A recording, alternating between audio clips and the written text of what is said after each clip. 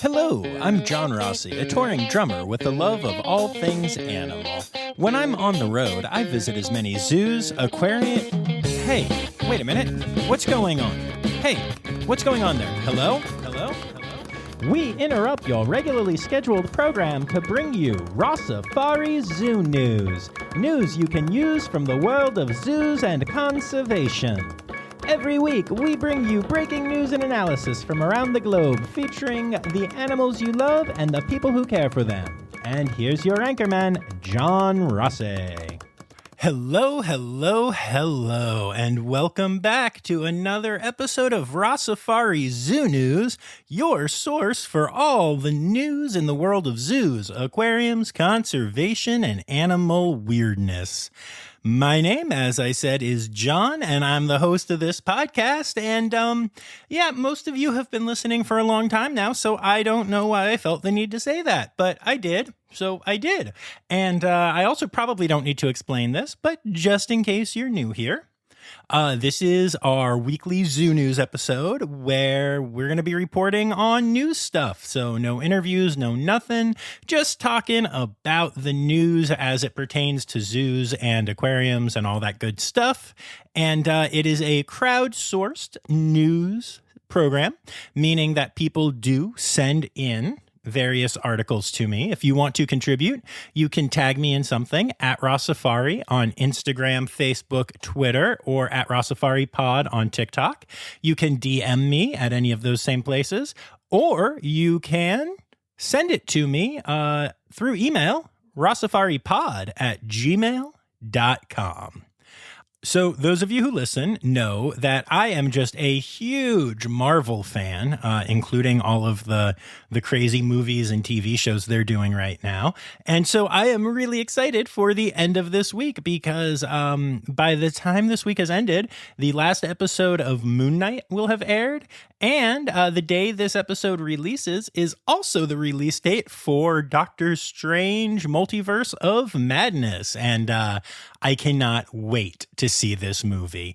I've been trying to avoid spoilers online, and I've done a pretty good job, but from what I've seen, it looks like it's going to be amazing, and I've read some reviews, and I'm really excited about it. And, you know what? I know we're here to talk about animals and not comics, but, I'm a nerd, and one kind of nerd often begets another kind of nerdery. So there you go. You got my little spiel on the Marvel stuff. And in case you're a little bit behind on all of that, you can go and catch up and then enjoy these new cool things and then message me about that and nerd out with me about it because I love talking about that crap almost as much as I do animals. And honestly, frankly, a little bit more than I do music for some weird reason, even though that's like, my job and stuff. So yeah. Okay. So this isn't really official, news type news, but I am so excited that I need to share this with y'all. So along with my conservation education work through this podcast, many of you know that I am a volunteer for Red Panda Network, which is a conservation organization that is near and dear to my heart. I actually serve in two capacities with Red Panda Network. First of all, I'm on the writing and communications team, and from time to time on Insta and Facebook and stuff, post articles there, but I'm also a member of the Zoo Relations and Outreach team. Now, up until now, that team has consisted of me and Danica, who you may remember from the Remembering Iggy episode. She used to work at Zoo Atlanta, and now she's partnered with me on all of this cool zoo stuff with the Red Panda Network. Well, I'm super excited to announce that our team has a new volunteer. Her name is Carolyn, and you all probably know her as the Instagram star Carson the Red Panda. She runs that social media page and uses it to try to do as much good in the world as she can, and I am so stupidly excited that she is going to be joining our team with Red Panda Network. Carolyn is an amazing human. She has become a very near and dear friend to me, and the coolest thing about Carolyn to me is that as positive as she is and as cool as she is, she's also really willing to take a stand. We've had some debates. We get along really well and we have the same basic goals, but we don't always see eye to eye 100%, which is something that I love because we're able to actually discuss and have good conversations about those things and keep lifting each other up. And I think that's wildly important and especially in this day and age is kind of really rare. So I love Carolyn so much, and I am so excited that she is joining this team with Danica and I. I have to tell you, this may be the coolest team ever. That's three good people, y'all. If you don't mind me saying so about myself. So Carolyn, welcome, and for all y'all that enjoy going to zoos and seeing red pandas and like experiencing International Red Panda Day events at those zoos and everything, that's gonna be me and Danica and Carolyn. So y'all is gonna be off the chain. That's a thing that people say, right? Like the kids say off the chain. Anyway, it's gonna be really cool. So welcome, Carolyn. Excited to have you, and this just makes me really happy. Okay, here's a commercial. Today's episode is brought to you by Daydreamers Studios. Do you have stories and expertise to share with the world? Have you ever thought about starting your own podcasts? There's no better time to start than now with the help of a trusted production partner. Daydreamers Studios is a full-service production company that takes all the stress off your plate. You can focus on creating engaging content while they focus on recording, editing, audio engineering, hosting, and publishing on 22 platforms. Log into the advanced remote system with one click, and the Daydreamer team will be on the other end, ready for you to record everything you have to say. Owned and operated by Daydreamer Network, Daydreamer Studios continues on the company's mission to empower storytellers of all kinds by making podcasting accessible to all. For more information and current promotions, visit daydreamernetwork.com/studios. All right, y'all. Is it time to do the thing? I think it's time to do the thing. Let's do the thing. Well, it's a zoo, zoo, zoo, zoo news. Zoo, zoo, zoo, zoo news, baby. Zoo, zoo, zoo, zoo news, yeah. Zoo, zoo, zoo, zoo news. So you can do anything but wanna listen to zoo news.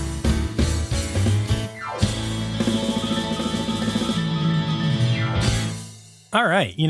Sometimes I feel like maybe I should make a ballad or some sad song parodies just because it's kind of hard to transition from that into a rough story. But I feel like, this is the one that we need to start with because I'm sure if you follow basically anything in the zoo world, you've heard about this. But just in case you haven't, in the early morning of May 2nd, the birdhouse staff of the Smithsonian's National Zoo arrived to discover that a wild fox had gotten into the flamingo yard. That single fox was able to murder 25 American flamingos and one northern pintail duck.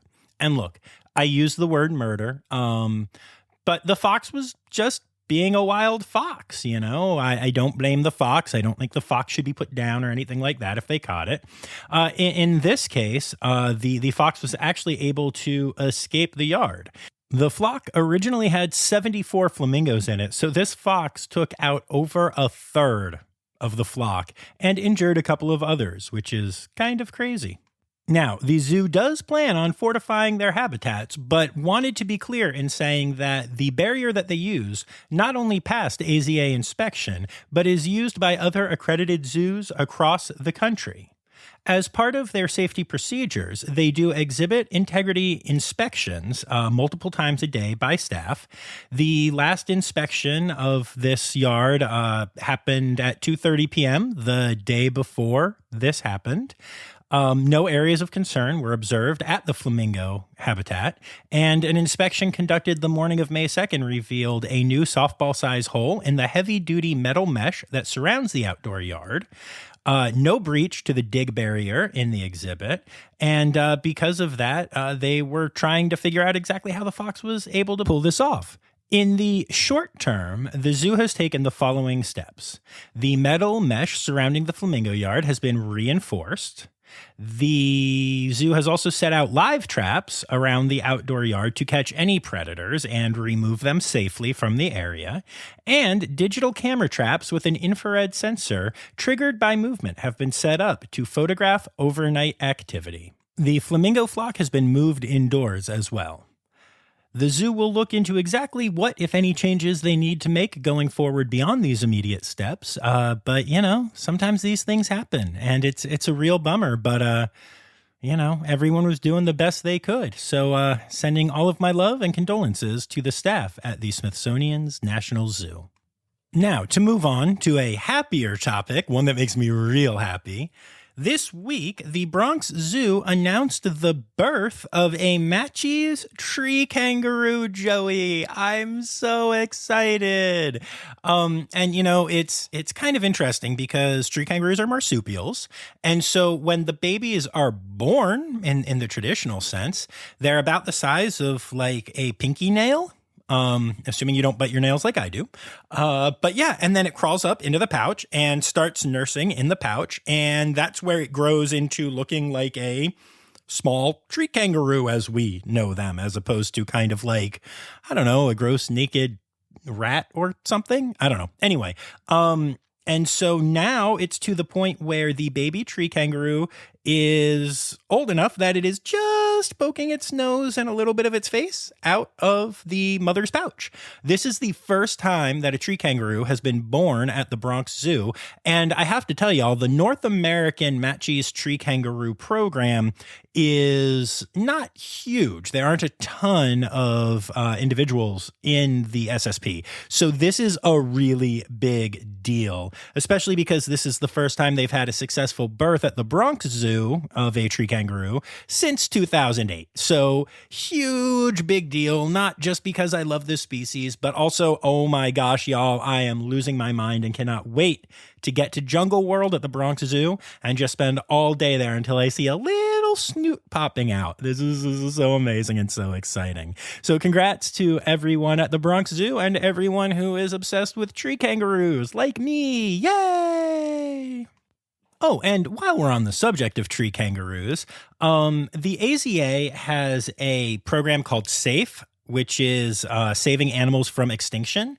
And these are basically programs that work out in the wild, in situ conservation, in order to help a population thrive.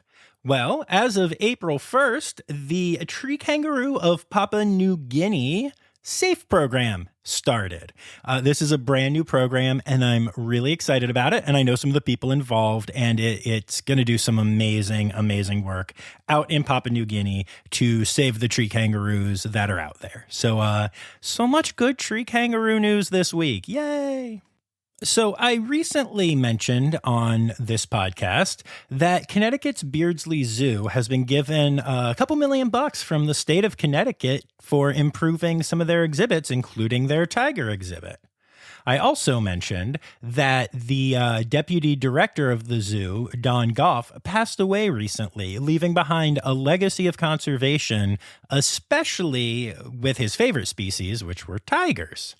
Well, recently, Connecticut's Beardsley Zoo has announced that their new tiger exhibit is going to be known as the Don Goff Tiger Pavilion.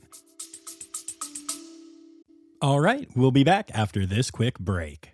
Check out the new nature podcast that everyone is talking about, Birds of a Feather Talk Together. If you like Radiolab or Planet Earth, you'll love Birds of a Feather Talk Together. Escape from the daily grind into the world of birds.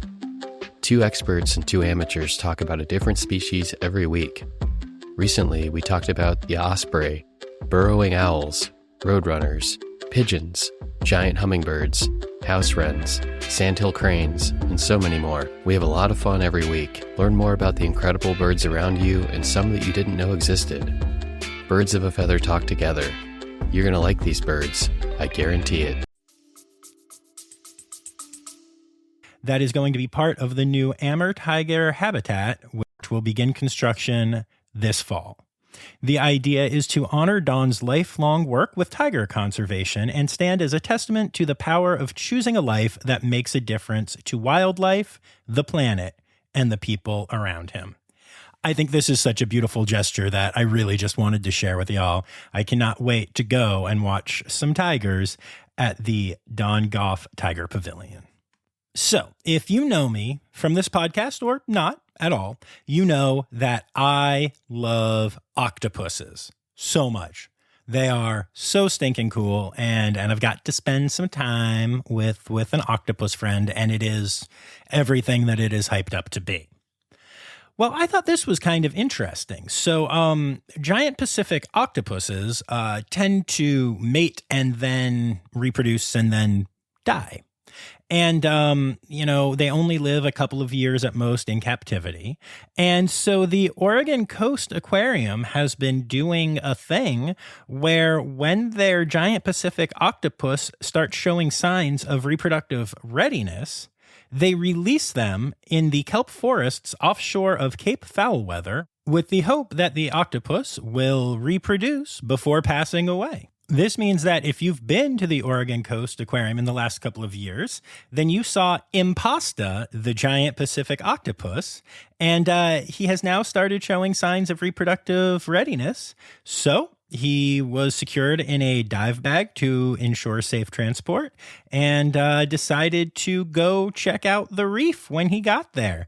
And he did some checking it out, and they left him alone. So he is now living out in the kelp forests there, and no one really knows what will happen, but the hope is that he will find a mate and reproduce before passing away, thus spreading his genes back out into the wild, which is really, really cool. I think this is a kind of unique breeding program, I guess. I mean, technically, but it's interesting to, we generally think of animals as not being able to be re-released or just released once they are in captivity. But the Oregon Coast Aquarium decided that their giant Pacific octopuses are ready and are doing this program. One that I think is filled with a lot of hope. I dig it. The North Carolina Zoo recently announced the permanent closure of its aviary habitat. The aviary was built in the early 1980s, and in that time, over 75 different species of birds have lived there, including 33 species and 93 individuals that currently live in the aviary. They are being moved to other parts of the zoo in some cases, or rehomed to other AZA facilities. Along with the birds, more than 2,000 plants, over 450 species, also lived in the aviary, and the zoo is working on logistics for moving those to other places as well. The aviary is being closed because it required significant repairs due to the effects of high humidity and wet conditions, and after looking at everything that needed to be done, they decided it would be too expensive and not really worth it, so they had to shutter the aviary, which is a bummer, but there is good news. Absolutely none of the staff of the aviary is being let go. They're all being reassigned. So, that's cool at least. So, it's definitely the end of an era for a pretty iconic aviary at the North Carolina Zoo. But, I also love to see what new exhibits pop up a couple years down the road from when these things happen. This next story is kind of interesting. A tamandua, also known as lesser anteater, recently was discovered at a zoo in Tennessee. The CDC declined to say which one, but based on the location, I'm going with our friends at Bright's Zoo, but I could be wrong, and also it's not their fault that this happened. But yeah, the tamandua was diagnosed with rabies. This is the first time that rabies has been reported in this species, which is what makes it so really interesting and unique. What's even more interesting, and the reason why I said it's really not Bright Zoo's fault, if it was them, whichever zoo it was. Anyway, the zoo had recently been transferred from a zoo in Virginia, also not named, and it was infected with a type of rabies that is not normally seen in Tennessee, but is very common in Virginia. So it sounds like there's a good chance that the animal actually had rabies when it was transferred from the Virginia Zoo. Interestingly, it did not show any signs of issues when it first arrived, but after being at the zoo for a while, the anteater started showing signs of illness, including lethargy, loss of appetite, diarrhea. And the veterinarians at first presumed it was a bacterial infection and prescribed antibiotics.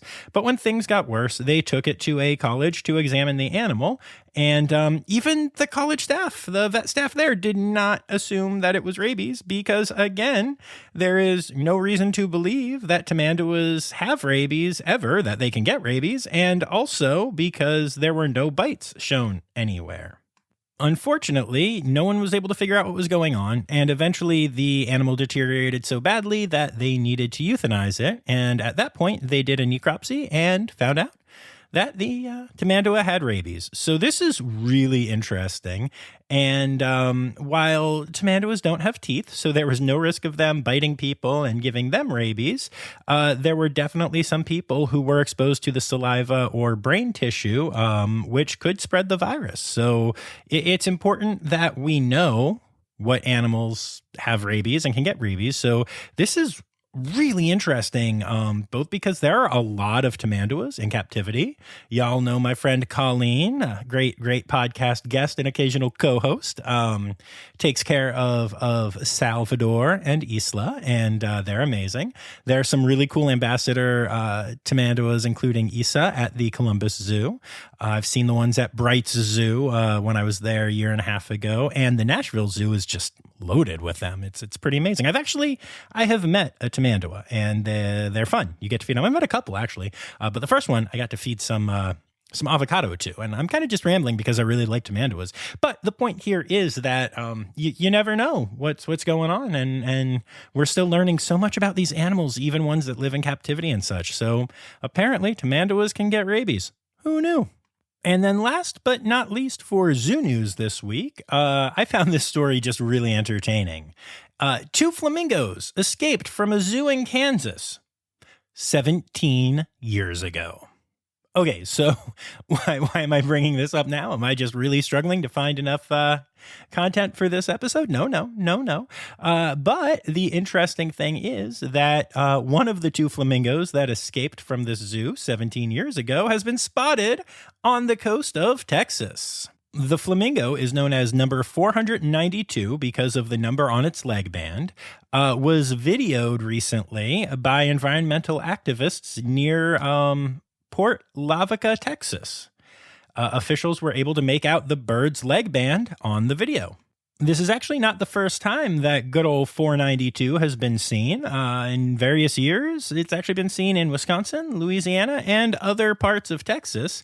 But zoo officials never made any plans to try to recapture it because they said there's no easy way to do so without disturbing the other flamingos and causing all kinds of trouble. So yeah, this bird just kind of made it out and is actually doing okay. And every once in a while, checks in, which I think is kind of cool. And that brings us to Stereotypical Animal Podcast Theme Song. Here to bring you to conservation news. So y'all know that I love the story of the California condor and how the San Diego Zoo and other wildlife authorities worked to bring that population back from the brink of extinction. Well, there's some additional good news about the California condor population. On Tuesday, May 3rd, the Yurok tribe and Redwood National and State Parks worked together to facilitate the release of the first 2 California condors released into the center of the bird's former range since 1892. That's really exciting, y'all. See, while we always talk about how California condors are out in the wild again and thriving and yay, good work done by the San Diego Zoo Wildlife Alliance and all that stuff, and that is all very true, they're still not back in all of the areas where they used to live. And these 2 condors being released where they are is a step in making that dream a reality. Assuming it goes well, 2 additional condors will be released into the same area in the near future, but it's very important that they stagger the releases because that's what they found works best for the condors. Biologists and technicians from the Yurok tribe and the Redwood National Park will team up with the Northern California Condor Restoration Program to collaboratively manage the flock from a newly constructed condor release and management facility in Northern California. The 4 birds in question came 2 from the Peregrine Fund's World Center for Birds of Prey in Idaho and 2 from the Oregon Zoo. I love hearing about all these facilities and groups working together to save species. For our friends in Florida, along the Gulf Coast and the Atlantic Coast, and even coming up into Georgia and some of the other southern states, official reminder that it's now May, which means that it is the beginning of sea turtle nesting season. So make sure that you keep your beach turtle friendly, turn off lights or use proper approved lighting, and help save those turtles.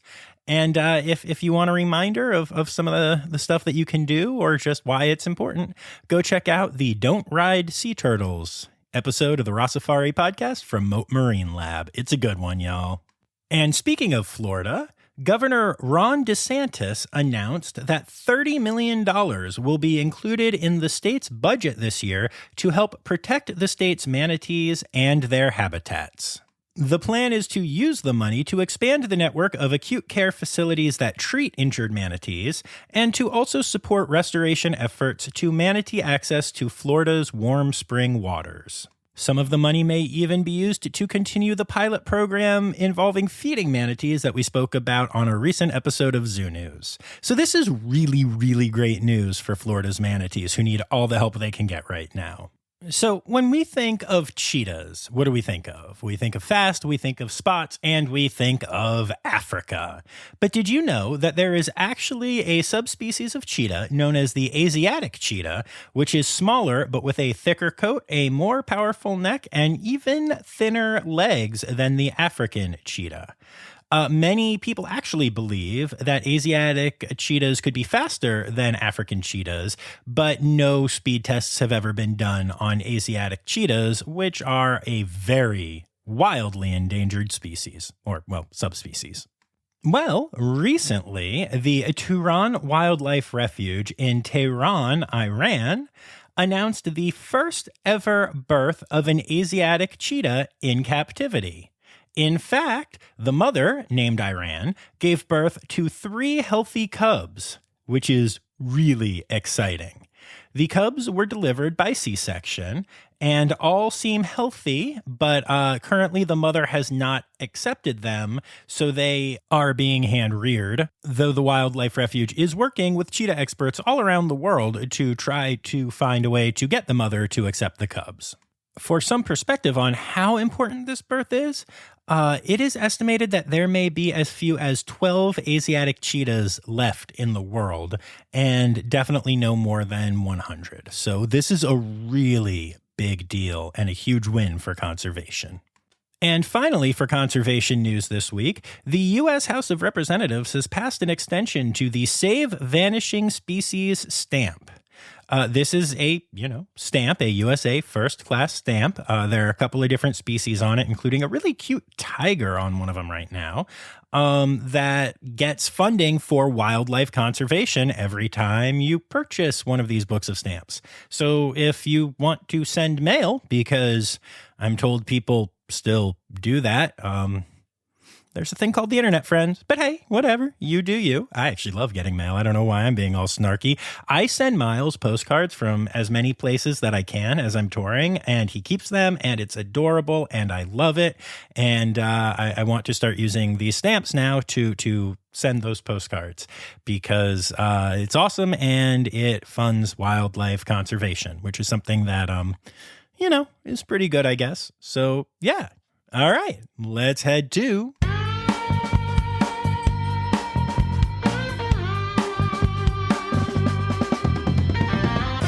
In other news, have I ever told y'all that the jingly sound at the beginning of that song is not a tambourine, although it sounds like one, but it's actually a dog's collar? There was a dog named Luca who I was hanging out with when I recorded that, and that's Luca's collar, and it makes me happy because Luca is an awesome dog. And if I've told you that before, well, Now you know again. So there we go.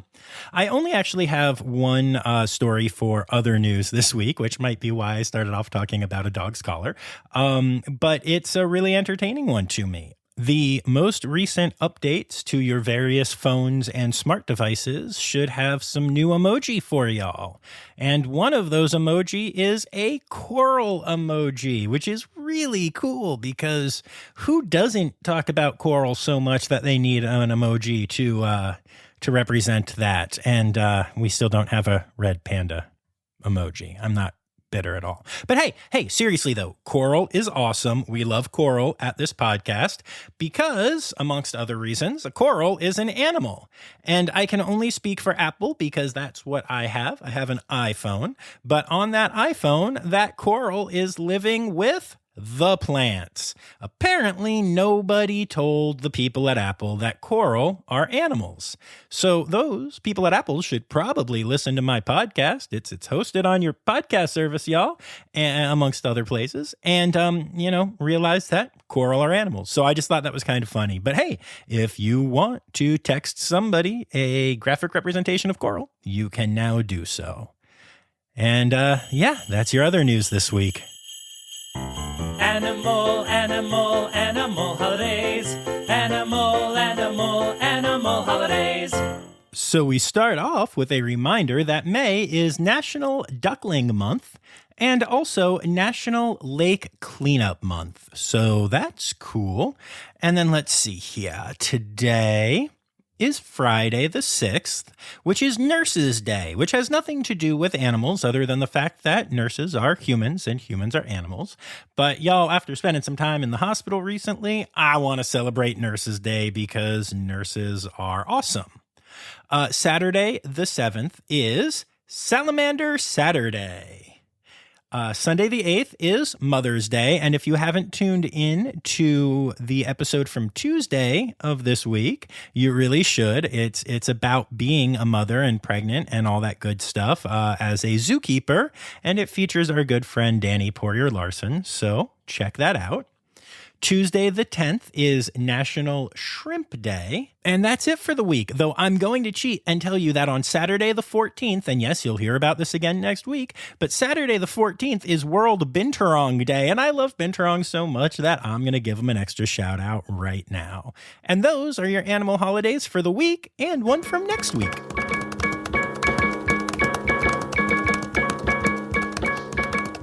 So there you have it, folks. Another week of Zoo News. Yay! I want to say thanks to Laura Shank, my Red Panda level patron. And also, I would like to shout out all of the contributors to the episode this week, including Anya Keene, Colleen Lenahan, Kim Cooley, Dr. Ann Money, Michael Sebastian, and Peter Oilo. Thank you all for your contributions. Also, make sure you're back here on Tuesday because, as you know, it is a brand new month, and that means we need to go back to Adventure Aquarium to find out what animal we're celebrating this month. It's going to be an awesome episode, y'all, and I can't wait to share it with you.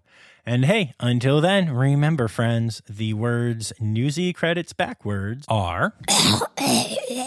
Oh, no, wait, that was Danny being gross at the beginning of our episode on Tuesday. It's actually Steiderk Yiswen, y'all.